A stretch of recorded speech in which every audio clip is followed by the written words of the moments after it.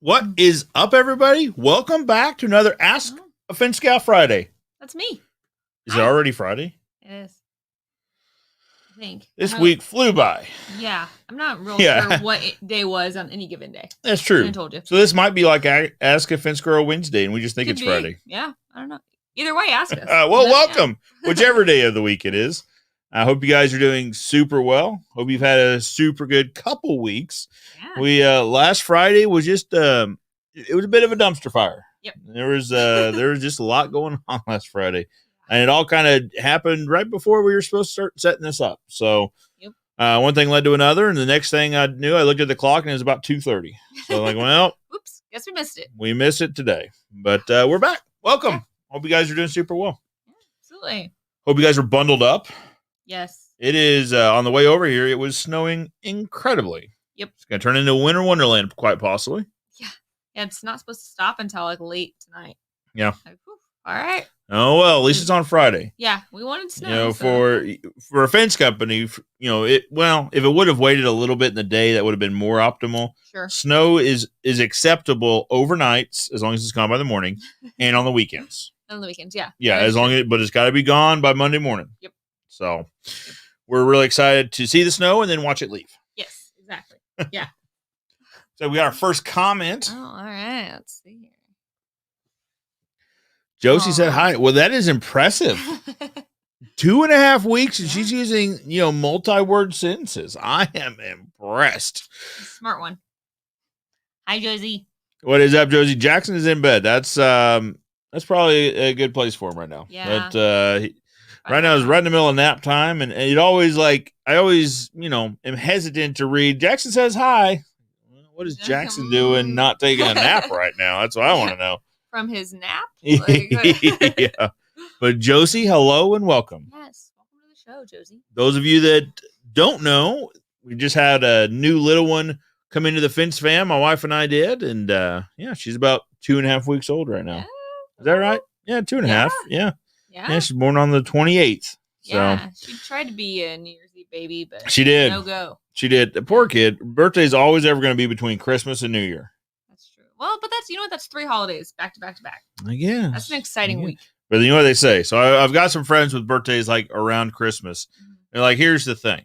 You guys, the ones that don't have birthdays around Christmas, you get all your birthday presents and all your Christmas presents. I got to split them. Like they say, well, this is some of the birthday and that's some of the Christmas. So that's fair. All right. So we just need to do a good job of celebrating Josie. Well, and what I'm hearing is we're actually buying too many presents for the rest of the kids. All of the presents should be split half and half. I think that's where I'm going with this. Makes sense. Yeah. Yeah.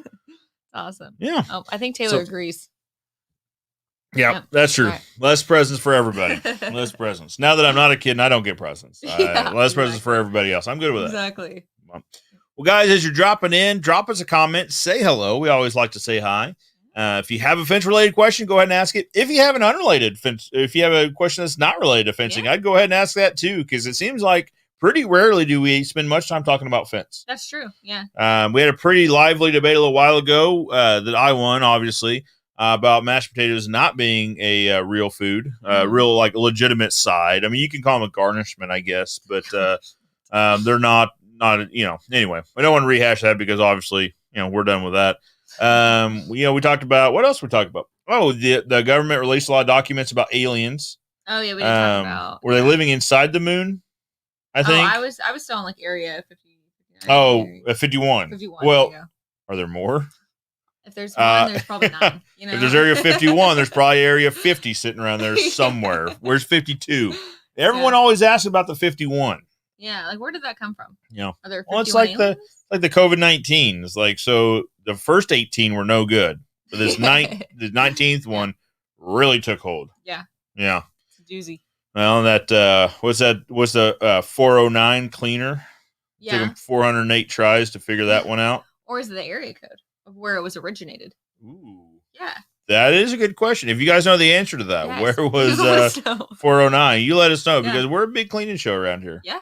But So say hi and let us know. But so we can talk about fence stuff for a little while and then go from there. All right. So let's talk about how the last couple of weeks gone. They've been good. Yeah. So we came out of kind of the holidays. So it's always kind of that weird time where you're trying to transition back to a full schedule. But everything's been so far so good. Knock on wood. Yeah. Knock on wood. Doing good. We have a couple of different ornamental jobs going on. So that's exciting. One of them was a project where they were actually able to customize the top of it. We call those finials. So they're able to customize those to get it to match an existing fence that they had. Yeah, so just to clarify, the finial is the decorative piece that goes on top of each and every picket. Yep. Nice. Yep. So depending on kind of the style of ornamental, some of them will some of them are just pre-made. They have the top the way it is. Sure. And then others, they have, what I consider like a plug in the top of it. And so once you take that off, you can put the finial right on top. And it's just a customizable feature that. And they're all supposed to be the same size. Yes. Yes, they are. That is true. That is very important part of this. Yes. They all need to be the same size. Yes. And what that just means is like each picket in that, they're the vertical pieces on the ornamental fence. Some of them are like a 5/8 of an inch. Yeah, 5/8 is standard on residential. 3/4 is the next size up. Yeah, 3/4 would be an upgrade. So it'd be like into like a light commercial. That's what I was going to say. Each manufacturer calls it a little, is it a heavy residential or a light commercial? Yeah. It goes from 5/8 to 3/4 typically. Okay. Oh, real quick. Hi, Chuck. What is up, Chuck? Good to see you. How are you, sir? Appreciate you tuning in. Yes, and thank you so much for the kind words. We're happy you're still loving your fence. And it's still standing up. Yeah. Did something right. I like to see that. I like to hear that. Let's clarify. It should absolutely still be standing up. This is true. This is true. Thanks, welcome, Chuck. Thank you very much. Yeah, so a couple of different ornamental projects going on. Well, but what we were talking about was the pickets are all 5/8 on an ornamental, typically on a standard residential project. Yep. So what they did, they being the supplier, sent us like 3 boxes of standard 5/8 finials. Yeah. So we were opening them up and going through, and the project's going great. Yeah. What size was that last box? The problem is we didn't open that 4th box before. First 3 were good to go. Yep. So all right. Yep. That 4th box was a 3/4 of an inch. A little bit bigger. That's a problem. Yeah, a little wobbly. Yeah. Put it on there. Not really going to stay on. I mean, they would sit on, but they would be just like all crooked and crazy. Yep. Well, and to be fair to the production guys and shop guys, the packing slip said that they were all 5/8. Yeah. So someone at the supplier pulled a 3/4 inch instead of a 5/8. Yep. So, but those are supposed to be shipping directly from the manufacturer. Yep. So that's good news. Pretty quick. Yeah. So that's good. Yep. But that one, then we've got another one that's waiting on like one set of latch hardware, right? Yes. Yep. We actually got a box in today from that supplier, so good chance that's sitting ready to go. Yep. And that start closing some of these out. Yeah, that'd be really nice. That one was just when we got to the site, the customer goes, you know what? I think I kind of want to add a gate. Yeah. I'm going, ooh, okay. Well, that would have been good to know about 5 weeks ago, but okay, we'll work through it, Yeah. So luckily we actually had the supplies to make them a gate, but you're right. We just needed that extra set of hardware that wasn't accounted for. Yeah, we didn't have the extra hardware needed for that particular gate. Well, and the problem is, in why Sarah said it was important to hear that 5 weeks ago, right now, ornamental, whether it's aluminum or steel, is, 8 to 12 weeks. If you pay significantly more money, they can rush it to you, and it would be about 5 or 6 weeks. So it is. It used to be 4 weeks was pretty standard on stuff like that pre-pandemic. I don't know. It seems like pandemic is a pretty easy excuse to use on a lot of folks' end. Yeah. But that's the reason we're given. So you work with what you got, right? Absolutely. Play with the cards you're dealt. Yes.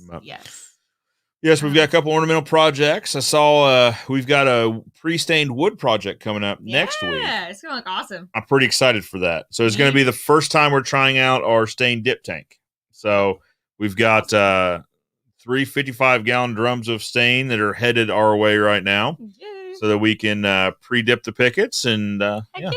All right. So we'll probably do a video, maybe share a video with that'd be awesome. With the Facebook and YouTube fam out there. Yep. Show you guys what it's like to kind of behind the scenes, what it's like to pre-dip some of these pickets and 2x4s. Yeah. So that'd be awesome. Pretty excited for that. New buildings coming along. It's one of those things. It's slowly but surely. Yep. We were talking on before this as Sarah came in. She asked, where are we at on the schedule on moving from this YouTube studio to our permanent home? It's like, one thing at a time. So we're doing a little bit of an office remodel up front, and then once that's done, then we can run new networking, and because the building's from the 50s, and in the 50s, networking wasn't a big priority. No. So we're running all new Cat 6 cable pretty much throughout, and then we'll be ready to start switching things over. So we'll start building out the YouTube studio here pretty shortly. We'll probably also so we've got the Joe Everest YouTube page. We're going to create a video series for that page, but I'll likely share it here as well. Yeah. I think it'd be kind of fun to see behind the scenes. Yeah. And then something we're kind of working on behind the scenes, tentative, the date to be announced would be like a grand opening. Yes. Right. We want to probably bring out a food truck or something similar and have do like a customer appreciation / open house. But we're working hard towards that. But date is TBD, because as I was telling Sarah yesterday, we're doing some work there in the front office and found quite a bit of rot in one of the walls. So we are doing some significantly more work in there. It's going to take a little bit longer. Yeah. But it's all to better serve you guys. Yeah. Right. Absolutely. More office space means we could probably work more efficiently. We can bring on more team members if needed, as needed. We can pre-dip these pickets. So there's a separate building that we can do the pre-staining in. In the past, we've always done pre-staining outdoors, which if you got a day like today, there's no pre-staining going on at all today. So indoor location means that we can do it year round. Our guys can be comfortable rather than being in 30 or 40 degree weather. They can be a little bit more comfortable than that. So yeah, I'm excited. It's a work in progress. It really is. But we're getting there slowly but surely. Yeah. I'm excited. It's going to be good. We got a comment there. Yep. Let's see here. I just want to figure out which part of the fence replacement they're responsible for and the neighbor. I know some people share the cost, but I don't think that is something that would happen. Our fence is probably as old as our house, and two of the sides face our yard, and one faces our neighbor's yard. Should we just do the whole fence? Okay, that's a good question. That's actually pretty common, especially it's hard to know. Yeah. So that's what I'm going to kind of say. So in general, the general rule is if the structure, so the 2x4s are facing your house, that is probably your fence. Just because the thought process is it's easier to climb, so people don't necessarily want that structure on the outside. And it's just, I would say, most commonly, historically, it's been constructed that way. Yeah.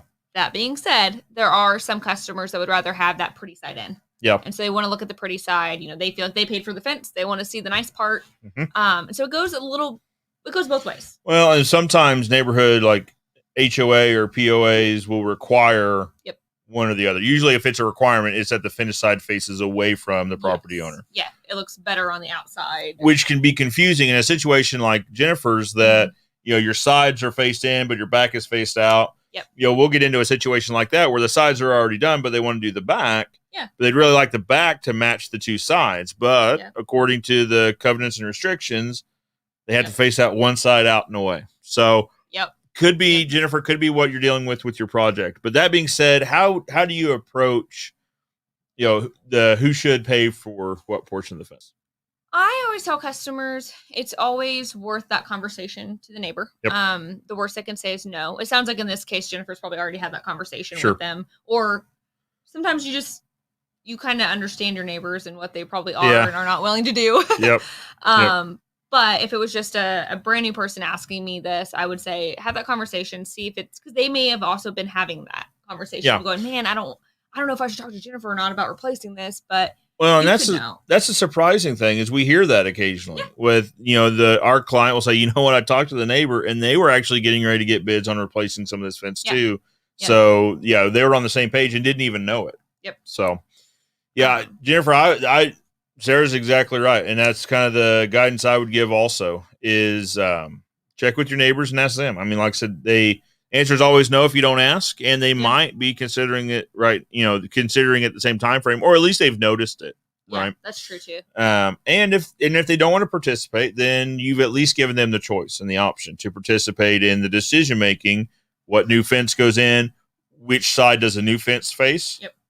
That's if we want the fence to face the same way, then we both probably ought to participate in this. Yep. If I'm the property owner, if I'm Jennifer in your shoes, and my neighbor doesn't want to participate, then I'm probably going to change how that fence faces. Yep. If I don't like it, if you're not happy with it. Yeah, that would probably be where my mind goes on that. I would also say if you have property pins in place, and sometimes they're not visible. Yeah. On the back corner. So what we use is it's a pin locator, but it's kind of like a glorified. It's a supercharged metal detector. There we go. Yeah. Yeah. So a lot of times those pins, especially in neighborhoods that have been around a while, they're buried. Yeah. Just because you don't want mowers to hit them and that sort of thing. Well, and even in newer neighborhoods, we're starting to see that where the sod gets laid over. If there's sod, the sod gets laid over. Yeah. Yeah. There's a little bit easier to find, I feel like, in newer neighborhoods. True. But it is worth looking into that before you replace that side, because it very well could be on your neighbor's property. Yeah. Certainly wouldn't want to do anything to get you in trouble there. But worth checking into first. Because if that fence is on your property by 6 inches, it's kind of the going distance, then you would have every right to replace it if you want to. And I don't know, it just kind of goes back and forth, I think. But yeah, before I would remove anything, I would definitely double check, just so your neighbor can't say that you removed their fence. Right. Yeah, because not typically, the standard of declaring ownership is the property lines. Mm-hmm. Which property is the fence on? When we're talking about agricultural properties, that sort of thing, fence lines can dictate the property line. Yeah. But in residentially zoned properties that have physical pins that have been set, the pins dictate the property line and they dictate ownership. Yeah. So you're exactly right. The first step would be to see if you can locate the property pins and see exactly where that fence sets. To your point, if the fence sets over on the neighbor's property by 6 inches, there's really not a lot to do there. Yeah. Now the neighbor could be in a position where they say, well, I don't care if you replace it or not. I'm not going to do it, but if you'd like to, then go for it. One thing also to add here, Jennifer, is, you might get into a situation where 2 of the 3 neighbors share the cost, right? So I don't know if I would do the all or nothing. Yeah. I would reach out to all 3. And if the first one says no, I'd still reach out to the other 2. Yeah, that's true too. Because we can separate, or any fence contractor. We would prefer to be your fence contractor, but anyone can split the proposal out multiple sides. Oh, yeah. We do that pretty commonly. Right. Yeah. The back line is shared by this neighbor and this neighbor. The shared cost is this. Mm-hmm. The east line, the west line, shared cost would be this. Yeah. Now, I'll clarify this a little bit, that we don't do multi-party billing. That's true. Jennifer, in this case, if you're the client, we would do the billing to you, but we would split the cost out to where you could show the neighbor the east line was $2,200 in this fictional, made up thing.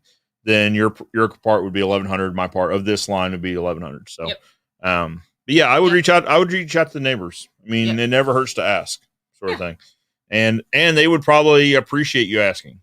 Yeah, we've gotten into situations before where our clients haven't asked the neighbors, and the neighbor's first inclination that something's going on is the fence getting taken down, and sometimes that leads to some pretty uncomfortable conversations about why are you taking my fence down? Yes.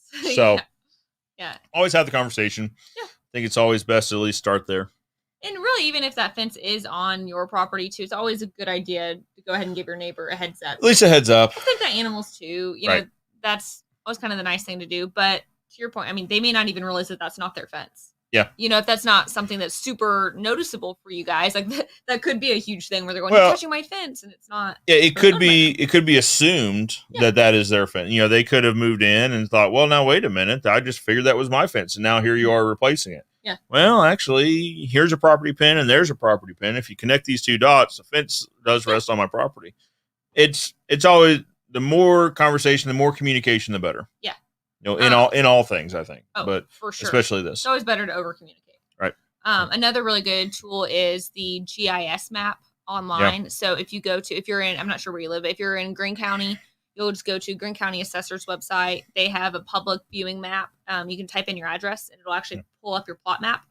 And so I do that. That's normally my first step when I'm trying to find property pins, is I'll pull that up to figure out at least where my width is. Because if you Yep. find one, you can generally find the rest because it'll tell you your measurements. Yeah, the easiest way is just to Google that. Yeah. You know, I live in Greene County, so I would Google Greene County GIS, Yep. all 3 letters together. It'll automatically pop up. And then it would have a link to the assessor's site, to their tool, or Christian County or wherever, really. And so sometimes even on the plot map, like it'll be very visible where that fence is. Like I've seen that where it's like 5 feet inside the property line. Now, I'll issue this one word of caution. So there are times where that map isn't exactly correct. So there's the a margin of overlay. error. Yeah. The overlay can sometimes be a couple foot off. Yeah. It'll give you an idea where to look. That's the important thing, is I think that's what you're getting at. Yep. It depends. Some of Christian counties shows how long the property line distance. Some doesn't. I think pretty much all the ones on Greene County I've seen show how long that lot line is. Mm-hmm. And so our process is, if we can't find one, we'll pull it up. We'll say, okay, well, we know just random numbers that this lot is 100 feet deep and 50 foot wide. Mm-hmm. So if we can't find this pin, but we can find the other 2. We can triangulate a bit. We can measure 50 foot over from this one, 100 foot down from this one. And those 2 measurements should tell us where this pin is, or where this pin would be. Yeah. So. Yep. You're very welcome. You're very welcome. Yeah. If you have any issues or you have more questions, feel free to send us a message. Yeah. Shoot us a message. You can leave a comment. We watch the comments, even after this is done. Yeah. We also do these every Friday when possible. Sometimes, like last Friday, it got a little hairy, but dicey, we typically like to do these every Friday at noon. So just to answer these types of questions. Exactly. That was actually a really great question. That's something we haven't really talked about. We actually got to talk about fence content. Yeah. That's awesome. I like this a lot. I like where this is going. Okay. Look at us. Absolutely. We'd love an estimate for a partial fence, since both neighbors have fences up already. That's actually incredibly common. Yes. So we look at average project size just as something that we kind of gauge production by and scheduling. And it seems like the average project size goes down. Yeah. At least last year versus year before, 2020 versus 2019. And I think that's the reason, is we're seeing a lot of these partial projects where, one neighbor already had a fence, or 2 neighbors had a fence. You just need to connect the dots in the back and over to your house. And that's pretty common. So Sarah, how would she go about getting a budgetary price for her project? Yeah. So the first step would be on our website. We have an online quote tool. It's phenomenal. You'll type in your address. It'll actually pop up a picture of your house. It's kind of like almost like a Google Earth image, but it's way more accurate. So you'll pull that up. It'll ask you kind of what fence you're looking at, have you draw the lines of the missing fences. So you will just connect the dots, more or less, it sounds like. And then from there, you choose what kind of fence you're looking for, and it'll actually give you a range. So it'll give you a budgetary number to kind of get a good idea of what that project's going to be. And then if that's something that you're like, you know what? Yeah, that looks great. You submit it. We receive those details, and we set up a consult call will be the next step. So absolutely, we'd be happy to give you an estimate for that. Yeah, the tool does a couple things. Is one, it's accurate. Yep. It's incredibly accurate. It's typically, over a project. Our average project is a couple 100 feet. It's accurate within 2 to 3 foot. So it's incredibly accurate. But also, it lets you get different pricing based on different materials too. Yes, that's true. So you can see that, I have a project that's 123 feet, and I added in my gate, and now I want to see what the price is if we're talking about wood for pine materials versus cedar materials. What's the price if I add another gate, or if I take a gate away? So really, you can do a lot of customization on your schedule. Yep. You could do it. Since it's on the website, you could do it at 3 a.m. in your pajamas if you wanted to. Yeah. So no judgment here. That's right. And it's also pretty quick. So where you get the budgetary price immediately. Yeah. But then typically, depending on the day of the week, if you were to do that today, then we could schedule an appointment likely for Monday, depending on how the schedule looks. Yep. For Sarah to call and reach out and then send you a proposal. Yeah. We're trying to make this is a couple phases, right? Or a couple key benefits. Is one, more convenient for the client, easier to use. And we're also trying to be, socially conscious of everything that's going on in the world. Yeah. So we're trying to reduce the amount of person-to-person contact that you do. Yeah. And one part of that is using this online quote tool. Yep. Now we do still visit the property. Oh, that's usually one of the main questions is, well, you guys aren't going to come out and take a look at it? We absolutely are. Yeah, for sure. We just move that on-site visit later on in the process. Yep. So online quote tool. Yep. And then they schedule a phone call with you. Yep. Typically takes 15, 20 minutes. Yeah. I just make sure I'm seeing everything. If there's not something that maybe that picture missed, like a new addition to something that or a happens shed, sometimes. something like that. Yeah. Yeah. And then after that phone call, you shoot them a proposal. Yeah. Depending on the type of fence. Sure. But typically within the next couple hours. Yeah. Yeah. And then they have a firm proposal. Yes. That we honor. Yep. That it's a firm proposal. Yep. And so you can have this, if this were during the week, if this were on a Monday, theoretically, this could happen the next day.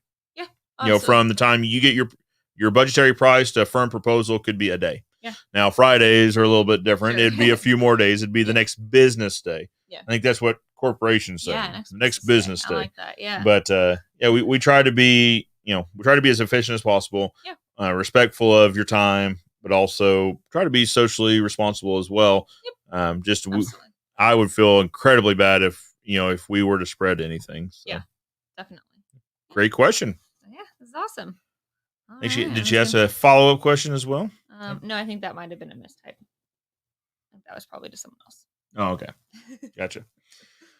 Well, yeah, guys, 2 great fence questions right off the bat. That's awesome. If you got more fence questions, we'd like to hear them. Or if you just want to say hi, we'd love to say hi to you. Yeah, it looks like 7 of you are watching. That's right. So we'd love to. So that's the thing. That's what we were talking about before this is I wish it would show who was viewing it with us. So we could say hi to you guys. So we can say thanks for showing up. But it just tells us how many people are here total. Yeah. So 7 of you are sticking it out with us, and we appreciate that a lot. But we know we've got a few here, right? We know we've got Taylor and Chuck and Jennifer. Yep. Oh. Steven. All right. Hello. What is up, Steven Kirchner? How are you? Yeah, he's saying hi to me. Yeah, I guess so. Hey, Steven, how's it going? I revoke my hello. Hope things are going super well for you. Yeah, absolutely. Awesome. All right, so that filled up a whole 28 minutes. About halfway through this, half of this thing was fence content. Actually fence, so we're already ahead. We are way ahead of the game. Usually, we talk about a little bit in the beginning, a little bit in the end, and then in the middle is filled with fluff. Really. So, absolutely. Let's see. What are we going to talk about? Oh, we got more? We have more. Oh, I know who this is. Hello. What is up, Stain and Seal experts? Welcome. The whole company. Yeah. The whole company, all of them. They just stopped production and they watched our videos. Whoa, guys. Tune in. There's like a big blinker. That's right. with a sign. It's got the ooga siren. Yep. I can picture it now, and I'm liking it. I'm liking it. Conference room. I like it. They actually do. So you should go. So we need to take you out there. So Stain and Seal experts, they're outside of Nashville. Okay. And so last year I went and was at their event. Actually, they're having another event that I'm speaking at this year in actually right about a month. So month and a few days, month and a half maybe. That's awesome. But when I was out there last time, we did a training in Lebanon, and then the next day I went out there and viewed their operation there. They have a very nice, like their upstairs area is their office, conference, and that. Very nice. That's awesome. They put a lot of hard work into it, and it's very nice. So we needed to get you out there. Can't wait to see it. That's right. Yeah, that's awesome. So hello, Stain and Seal experts. Welcome. Thanks for joining us. Which expert is it? Oh, Can we say hello to you directly? Please let us know who you are. Yeah, which expert are we talking to right now? All right. There we go. Hello, Joe. Thank you so much. I appreciate it. All right, Joe. So let's talk about a few things. She does not need more encouragement. She does not. Her head barely gets through this door anyway because I made the mistake. I'll own this. It was my mistake. We were talking, and somehow client experience officer came up. Yeah. I was like, I like that a lot. Client experience officer, because it is all encompassing of what you do. Mm-hmm. I mean, you're ultimately in charge of the client experience. Yeah. I didn't put this together until after this title was awarded. All over town, CEO. I'm the new CEO of Ozark Fence. Am I wrong? That's the thing is I'm like, well, see, what she means is client experience officer. So now there's a new mandate that she only announces herself as client experience officer. Yeah, well, no longer it was CEO. CXO. Well, that's the thing. Experience does not start with an X. It does if you're a millennial. I'm saying Google this. That's where I didn't come up with this on my own. I looked out there. So a lot of these bigger companies that are having these, titles such as Client Experience Officer, experience is an X. Oh. So you may use the title CXO or Client Experience Officer, but no longer CEO. We'll see. Okay. We'll see. We are not agreeing to disagree. Thanks, Joe. Appreciate that. I hope they need to book their flights. You got to book your flights, Stephen. I mean, you really do. So, and actually, Stephen and I don't know that we've met in person, Stephen. I've met Stephen's wife at an event there in Nashville. Actually, that was at a CSA event. Yeah, it's a CSA event. That's right. That's right. The CSA event. Gosh, that's been a couple years ago, a year and a half ago or so. About a year ago. Anyway, we're having so much fun. It all blends together. But I'd like to meet Stephen. So she's been killing the videos lately. Yeah, I saw really that. She was like so nervous to do it. I'm like, what? This is awesome. Well, great. Here's the thing. So what I'm talking about at this event, at the Stand Still Experts and Fence Installation Academy, is marketing. Yeah. It's something that I like doing. I'm passionate about. Yep. I like to think I do it somewhat okay. And that's what I want to talk about. I'm going to bring her up. So I need to reach out to her. Don't tell her. I want to talk to her directly, unless she's watching this. And then, hey, I'm going to use her as an example because she did a great job. And what she did was, for those of you that haven't seen it, it's basically an introduction video. Yep. Who am I? What do I do? What do we do as a company? Where do we do it? My thing is, you always want to answer the who, what, when, where, why. This is not an original idea. This idea comes from lots of places, right? But videos of who, what, when, where, why. Who are you? Yep. What do you do? Where do you do it? Service area. Yep. When do you do it? Is there a best time of year to get it done? And why? Yeah. Like the why is always the biggest thing. Yeah. But she did a phenomenal job at it. Yeah. She did it's one of those things where you can tell there's some nerves because, and that's real. People see that and they know it's real. So yeah, I think she did an incredibly good job at it. I do too. So we're trying to convince more people to be more like her. I agree. Lindsay's, she's the face of the company. She should be. She's awesome. Yeah. So what you're saying is you're going to do them really soon. We've been actually talking about it. We've been talking about it. That's why I could appreciate that. She's like, you know what? This is I'm nervous to do this, but I'm just going to do it. That's right. Like, good. Okay, cool. That's what you need to do sometimes. That's right. Jump in. That's right. That's awesome. Oh, your secret's safe. Whew. Oh, good. Good thing. Don't tell her. Don't tell her. I'm going to reach out directly. Be like, hey, would it be okay? Yeah, I think she did a really good job. I really do. And it's a first step into introducing your guys' company to your future clients, right? Well, and I think that's to your point, like even seeing the nerves and stuff, like that just proves that, you're human. Right. And right. It's kind of like we've talked about it with, consultation calls and all of that. Like all it is a conversation. Like that's how I look at it. It's a conversation to give you educational materials that you need to make an educated decision. Yep. So I don't, we don't want to be salespeople and the stereotypical used car salesman, which there are lovely used car salesmen out there. I know you went and did it now. You've gone I call and it done shoe salesman because I used to work at Finish Line going through college. Yeah, that's right. So I'm like, there's always pressured sales. I hate that. And I'm like, let's have a conversation. I think we should change the stigma. I think we need to change it from used car salesman to used car salesman to sneaker salesman. They're just shoe salesman in general. Okay. I've been in, I'll be honest, I get my dress shoes at Dillard's. Oh, don't judge me. It happens. Yes. They actually have cards for each of their salesperson. Like they want you to come directly see them for your shoe needs. Yes. And they will sell you shoes. Yes, they do. Yeah. So let's not limit this to sneakers. Let's just say shoe salesman. Okay.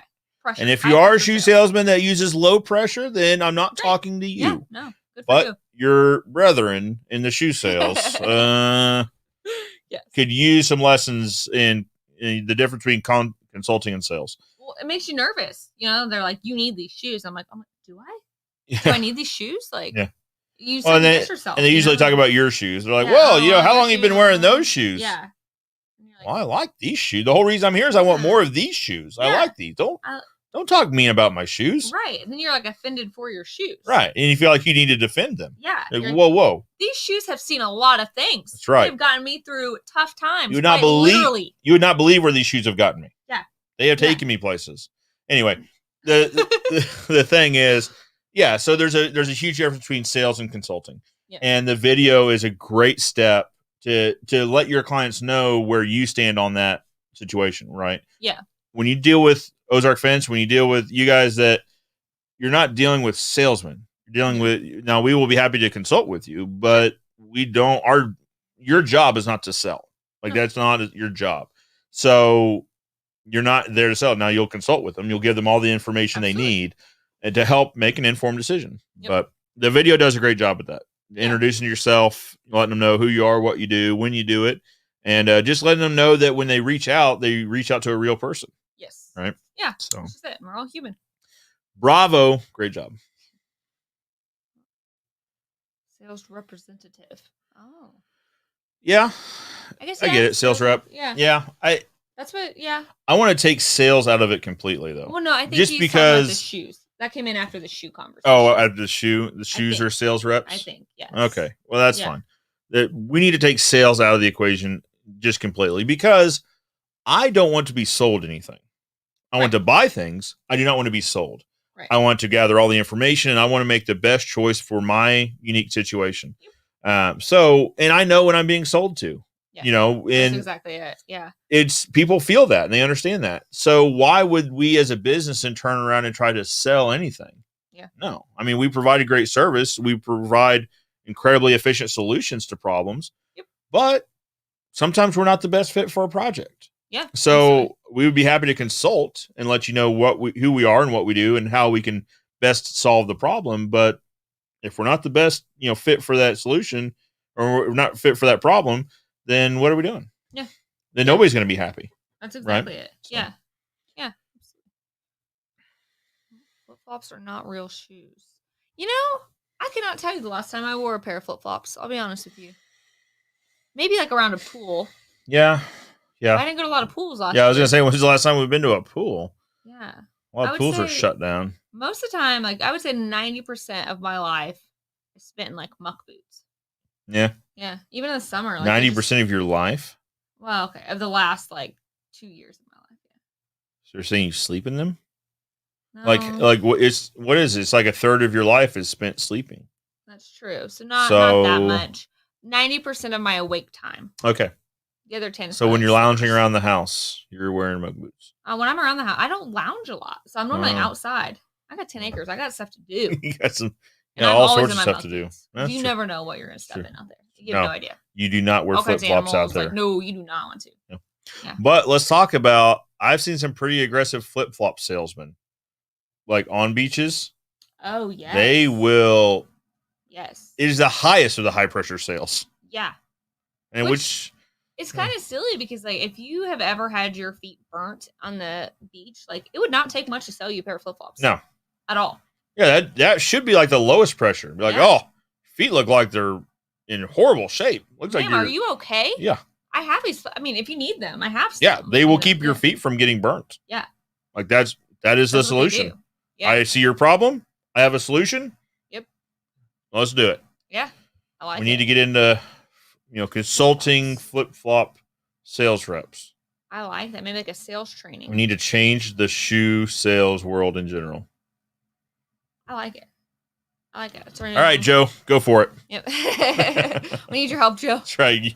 You go for it. We're busy with fencing. Yeah. I mean, that's the thing is, so even in fencing, this isn't, unfortunately, this isn't a super common concept, right? So, there are still companies out there that and maybe I'm not talking about locally, but in general, that use some fairly high, high pressure sales type tactics, you might call them. The buy it today and save X amount of dollars, or we happen to be in your neighborhood, and so we could do it for a little bit less. And anyone that's involved with fencing knows, if your guys are already in the neighborhood, they don't have time to take on a whole nother project. Well, right? You're not going to be able to get those locates in while they're still in that neighborhood. Well, that's a fair point too. Is because what is it? It's 2 business days. Now it's more. 3. Yeah. Well, that's right. 4, something like that.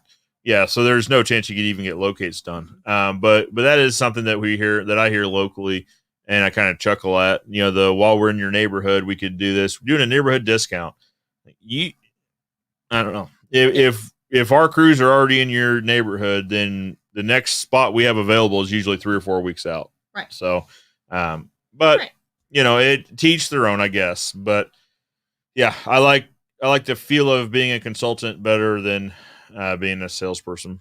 Yeah. Personally. I do too. Well, just in general, I mean, to your point, you don't want to be sold anything. Right. And for me, I would never want to feel like someone felt obligated to make a decision or that they made a decision that wasn't the best fit for them.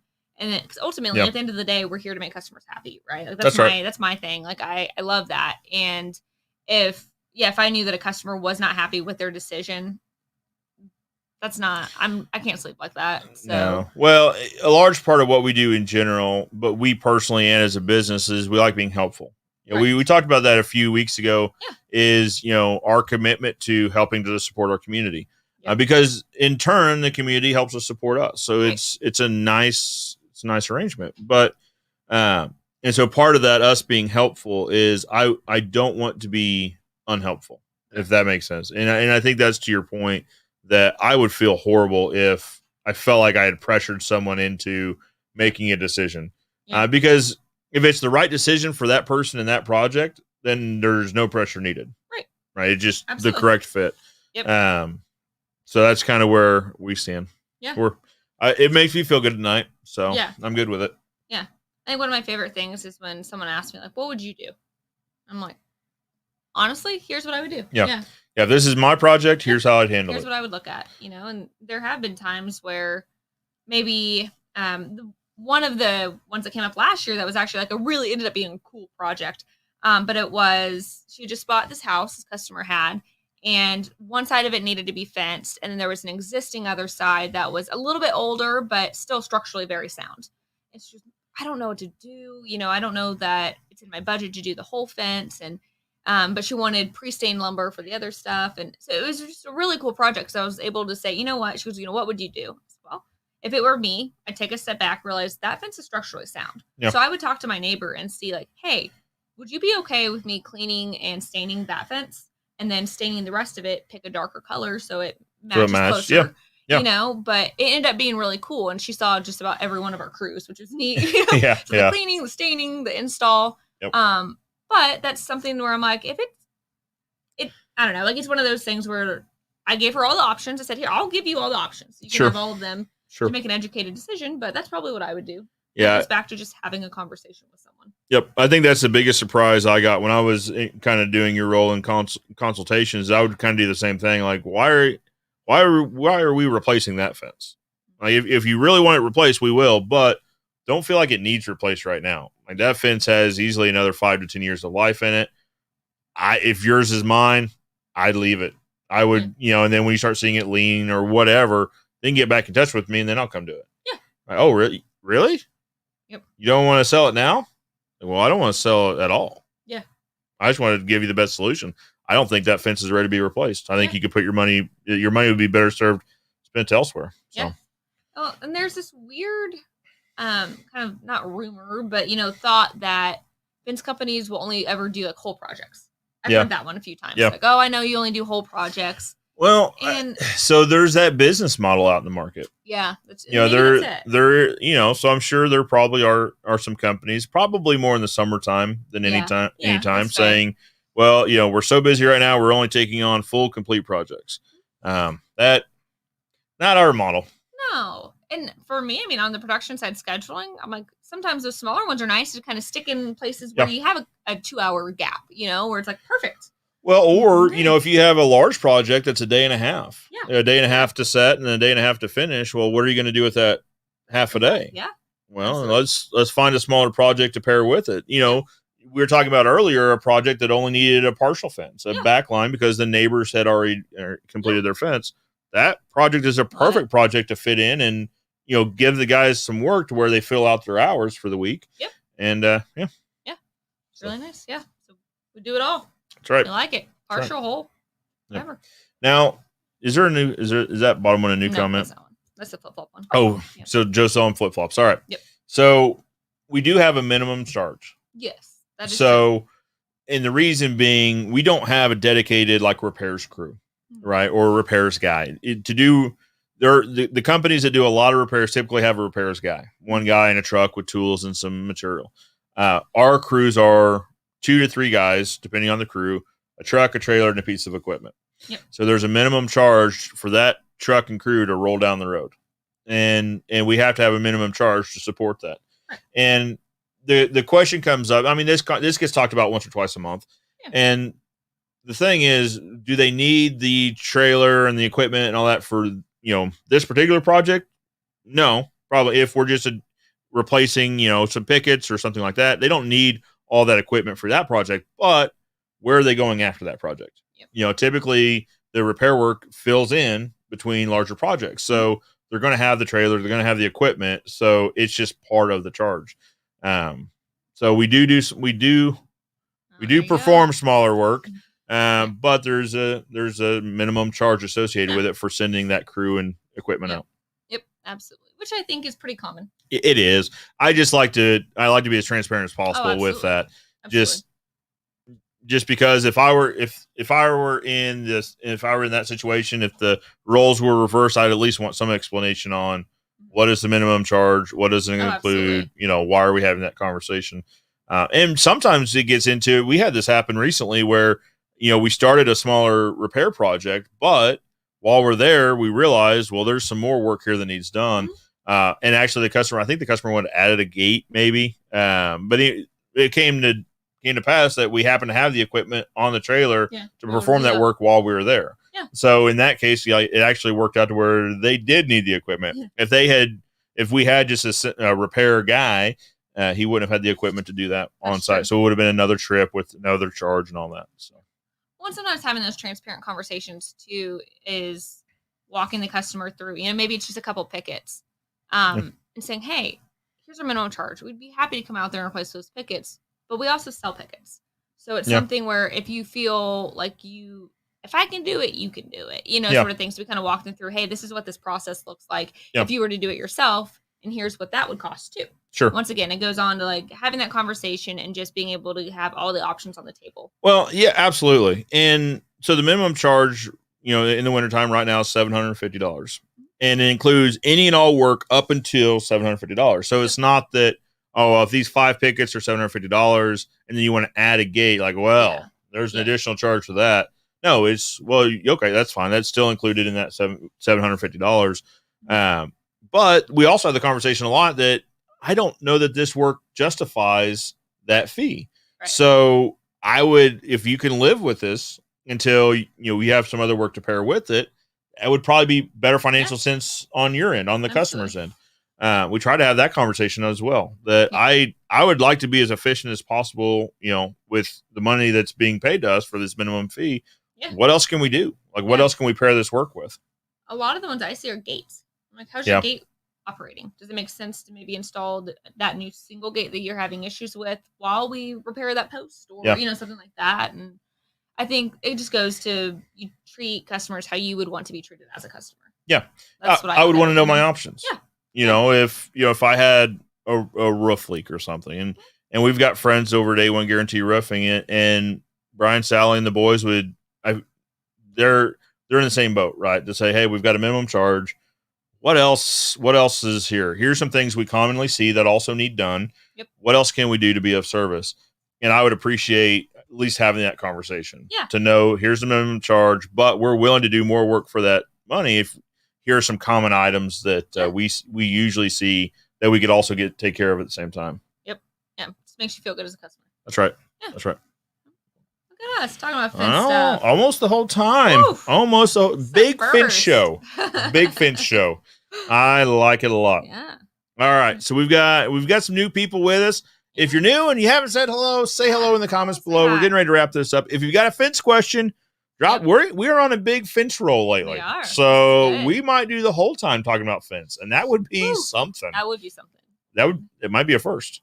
Yeah. That we spend the whole live broadcast talking about fence. Talking about fence. Yeah. That's crazy. Well, because that's, in all honesty, that's why we just titled it Ask a Fence Scout.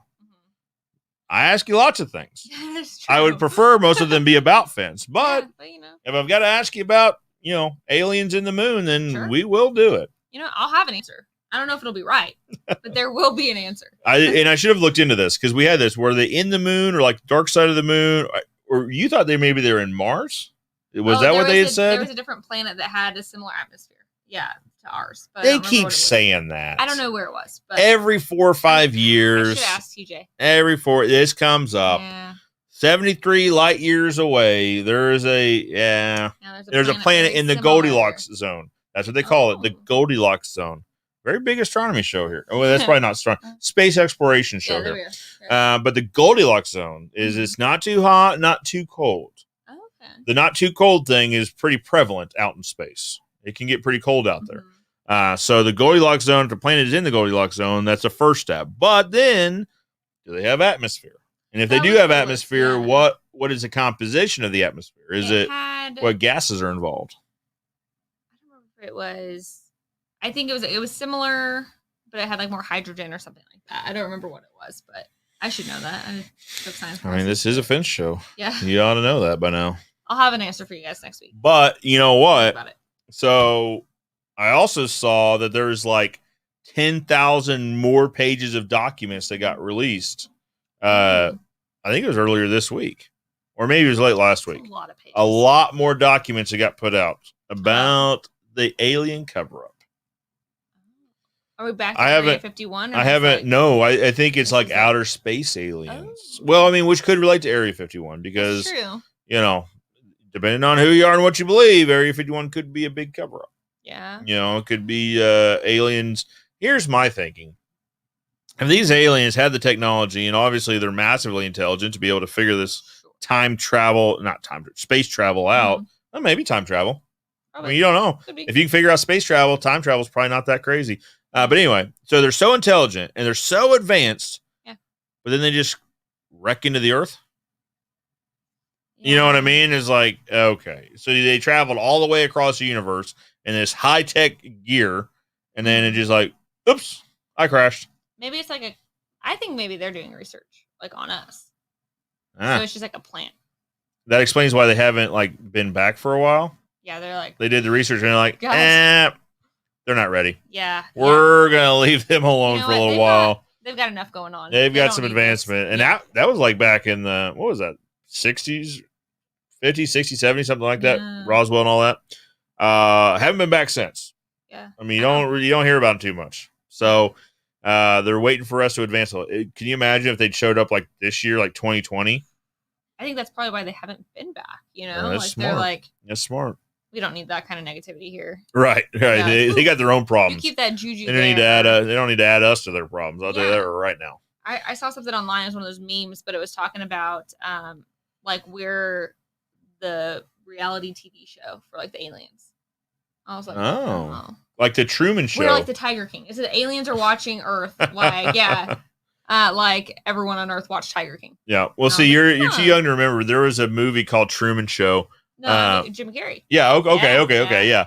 That was hilarious. You get trying to leave, and there'd be random things. Like, Well, and a light dropped like off of the thing and smashed, and they're like, airplane flying over dropped a light right out of it. That is so weird. Bizarre. Yeah, then he ends up getting in a boat and hitting the wall and going out into the world, and gig was up. But grief. So we could be that for the aliens, is what you're saying. Yeah. Maybe that's in that 10,000 pages. That's why they did 10,000 pages. They're trying to keep everyone from knowing the truth. And I bet the truth is really in like the last like 3 pages, because no one's gonna go through 10,000 pages. Or they left the truth out. And they're like, here's a lot of fluff. Get them really. Let's tell them the aliens are inside the moon. I'll bet they'll buy that. They'll buy that. At this point, I don't know. Would anyone be surprised? You know what I mean? No, that's. Like, I get it. Aliens, cool.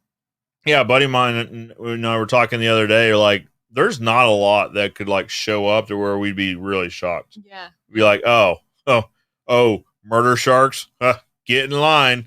Like listen, we basically overcame murder hornets before they were a thing. Well, they're saying they still could be a thing in the spring. I'm still telling you, if you have an allergy, every hornet is a murder hornet. That's true. That's true. People with allergies are like, bring it on. I've been dealing with you all my life. Yep. I got EpiPens like you wouldn't believe. I am stocked up. Yes. No, I mean, but that's the thing is like it's if nothing else, this has made us fairly resilient. That's true. That is true. To where we're like, oh, okay. Oh, there's an asteroid coming. Yeah, we'll push it out of the way. Yeah, it'll be all right. Let's just fire a missile. It'll hit it, change its trajectory slightly, and it'll miss us by like thousands of miles. Yeah, totally fine. Got it. What else you got? That's what. So I read Matthew McConaughey's book. Oh, He said, he says one of his biggest pet peeves is when someone says that's unbelievable.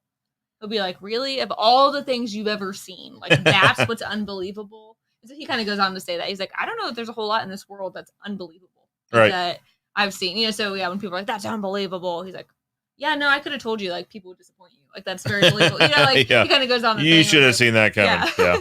I'm like, oh, that's kind of true. That's kind of how, last year was. I'm like, yeah. Where my mind goes is, there was a time where people thought the theory of gravity was just bonkers. Yeah. They're like, oh, yeah, right. So you're telling us there's some invisible pull that makes things stay on Earth. Yeah. Yeah. That's why when the apple drops out of the tree and hits you in the head, it hurts. That's basically his argument, I believe. Yeah. But, I mean, that's the thing. And like, okay, I understand there are folks out there that really believe the Earth is flat still, but there were a lot of people that thought it was flat before. And then people, like sailed a ship around the world, or like satellite technology came out that proved that the Earth is fairly round. Talk about those voyages for a second, though. Like, what guts does it take? That's like, you know what? I'm gonna drive this ship off the side of that, the Earth. And then they didn't. A lot of them were, when you research it, a lot of them were indebted highly, and so whether it's the Crown or whomever, they said, well, we'll go ahead and wipe these debts away if you go ahead and sign up for this 3-year voyage around the Earth. You know what I mean? And they didn't say it around the Earth; it was to the West Indies trading and all that, but. So that's where they got a lot of the deckhands was they were just indebted, and they would wipe away the debt if they would then serve on these ships. Yeah. So that's why a lot of them went rogue too, because once they figured it out, they're like, well, I'm super upstanding citizens weren't the ones that were like massively generationally in debt. So that's it probably wasn't a far jump from that to pirateering, I would guess. Ooh, well, yeah, that could have been where that started. So anyway, there were people out there that thought the Earth was flat for a long time, and this round Earth thing really blew people away. So that's where my mind goes when we're talking about like big advancements, where people are like, "No way!" Yeah, like, is that the craziest thing you've ever heard? You know what I mean? To your point, to Matthew McConaughey's point, it's like, really, like we are on a rock that is rotating how many times? Traveling thousands of millions of miles an hour through space, and this is what you think is unbelievable? Like this is unfathomable? Like, come on. The fact that, I don't know, I don't want to get into it, but yeah, to your point, like that's what kind of where my mind goes. It's like, you got to be open-minded to this because you never know. Never know. It is. It's kind of funny how there are some people that are like, nope, absolutely not. Nope. I'm like, maybe there is. Maybe I don't know. Yeah. Is it going to directly affect me? Like, very maybe well could be. Maybe it won't. But I can't control it right now. So like, I'm going to keep doing fence stuff, and you guys just let me know if you come up with something awesome. Right. Like, you scientists figure out this whole time travel thing because I'm in on that. The point that it affects our fence working, that's when we will get involved. If I can utilize time travel to get to projects sooner, or alien technology, I'm in on alien technology as well. They have some pretty cool augers. I want to see alien fences. They don't need fences. They just mind control their animals and stuff. What happens when the animals have evolved to shield themselves against the mind control? Well, you think the alien race is the only ones like, like a well-trained dog stays in its yard, sort of thing. In theory, until its nature takes over. Like it's. So, what are the three things that keep a fence company in business? Oh, I know. I'm just kids, saying. Pets, namely dogs, and neighbors are the three biggest drivers for fence. Yeah, we just don't know that those also exist. What, neighbors? In the alien world? Maybe not. Maybe aliens have neighbors for sure. Maybe you don't. Maybe they all live in condos. They don't even have Yards. I I'm just don't saying know. there's a lot of possibilities. If we're going to believe in aliens, we have to also believe that they could not have yards. That's pretty unbelievable, Sarah. Let's be honest. I'm not in on that. Oh my god. Anyway, guys, we really, we are over time. We were on a roll talking about Finn stuff for quite a while. Yeah, but it was only 10 minutes we talked about aliens. I'm pretty sure. That's pretty good. You guys got a deal today. Yeah, thank you for the 10 of you that stuck us out through the alien talk. Yeah. Big alien conspiracy show that also talks about Fence. Yeah. But guys, appreciate you joining us. Absolutely. For another Ask a Fence Gal Friday. Yeah. I always feel bad because I feel like this should just be like the fence guy talks a lot, and then the fence gal sometimes is able to wedge herself in here. So, it's good. But I'm gonna work on myself. Ask more questions. You have 2 ears and 1 mouth for a reason. Oh, there you go. That's what they all say. Somebody dropped us a comment. See, Jeff right. Brown, this would be good. All right. So, this is an inside joke entirely. All right, so let me explain this. Well, one, you will not expect me tonight. All the guys, all my friends, my best friends, are at this race called the Chili Bowl, which is indoor sprint car racing, which is it's a blast. It really is. But there's more about the menu. There's a story here because Jeff went back to his room early a couple years ago, and then I called him and I read him the menu of the Fireside Grill because we usually stay at the Riverside Casino there, and they got this grill called Fireside Grill, and they got a midnight to 2 a.m. menu. Oh, perfect. So I read him the entire midnight to 2 a.m. menu, and so then they recreated that. So because of a variety of reasons, I'm not there this year. Mainly because Josie showed up, and there's some concern at the house about virus and new babies, and which I can understand. Sure. And so the boys called me last night, and they read me the Fireside Grill just in case I needed to know what the Fireside Grill. But because of the pandemic, it's not midnight to 2 anymore. It closes. Well, boys, I think they said it closed like at 10:30 or something or 11. Oh, and pretty boring. Yeah. Yeah. So and then Jeff wants attention. Hey. Okay. And then, Yep. And then Zach. Yep. We left the menu in your voicemail. Oh, I know. I know. I received the menu received. Thank you. Steven's actually got a real comment. That's right. Steven, thank you for sticking it out with us through aliens and inside stories that nobody really cares about. We appreciate it. We appreciate you for sure. Well, guys, we're going to wrap it up. If you guys have any more fence-related questions, go ahead and leave them in the comments below. We always watch the comments. Or shoot us a message at the Ozark Fence Facebook page. We watch that diligently. We always like to see comments and questions in there. Sarah, how can someone reach out to you directly? Yeah, they can email me at Sarah, spelled like that, SARAH, at ozfence.com. Yep. Or you can reach out to me directly at joe@ozfence.com as well. Perfect. But if you don't reach out to us, then we'll see you guys next week for another Ask a Fence Guy Friday. Absolutely. All right. Have a good weekend, everybody. Bye, guys.